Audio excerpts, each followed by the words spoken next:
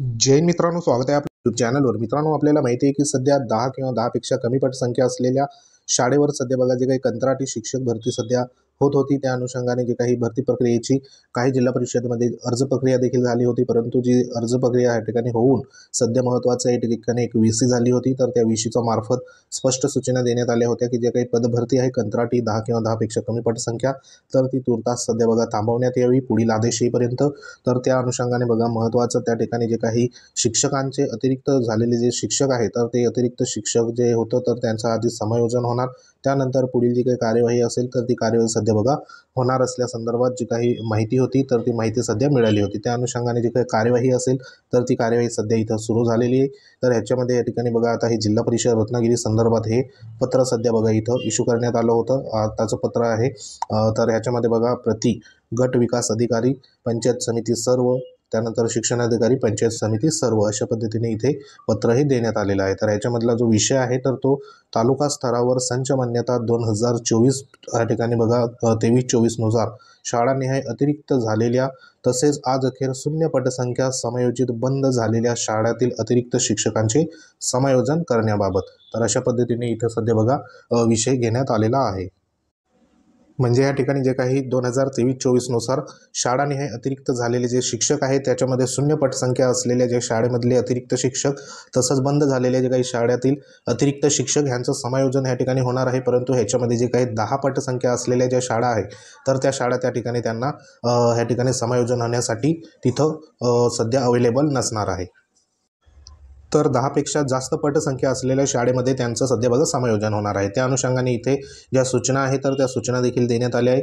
तर इथं बघा आज अखेर शून्य पटसंख्या समायोजित बंद झालेल्या शाळेतील अतिरिक्त शिक्षकांचे समायोजन 24 डिसेंबरपर्यंत त्वरित रिक्त पदे या ठिकाणी करण्यात यावे। तालुकास्तरीय अतिरिक्त शिक्षकांचे समायोजन करण्याची जबाबदारी गट विकास अधिकारी यांची राहणार आहे।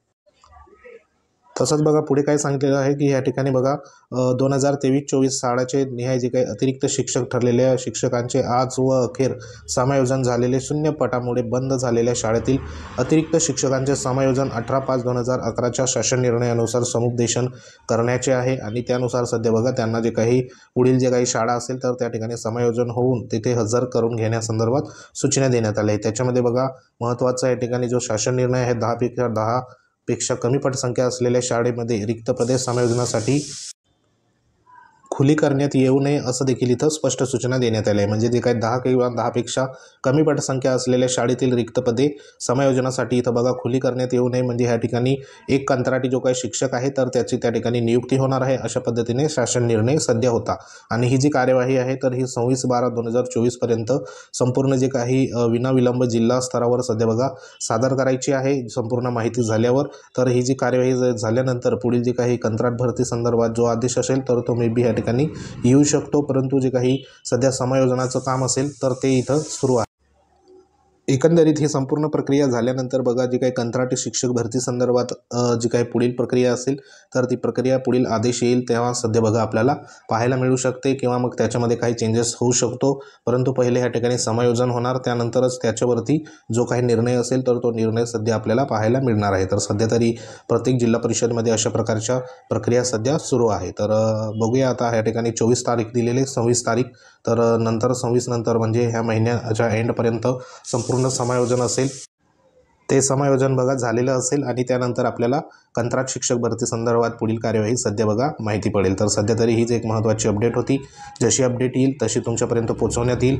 तर माहिती आवडली असेल व्हिडिओ लाईक करा, शेअर करा। तुम्ही जर आपल्या चॅनलवर नवीन असाल तर चॅनलला सबस्क्राईब करून घ्या, बाजूला बेल आयकॉन आहे त्याला देखील प्रेस करा। तर भेटू आपण नेक्स्ट अपडेटमध्ये, तोपर्यंत जय हिंद, वंदे मातरम।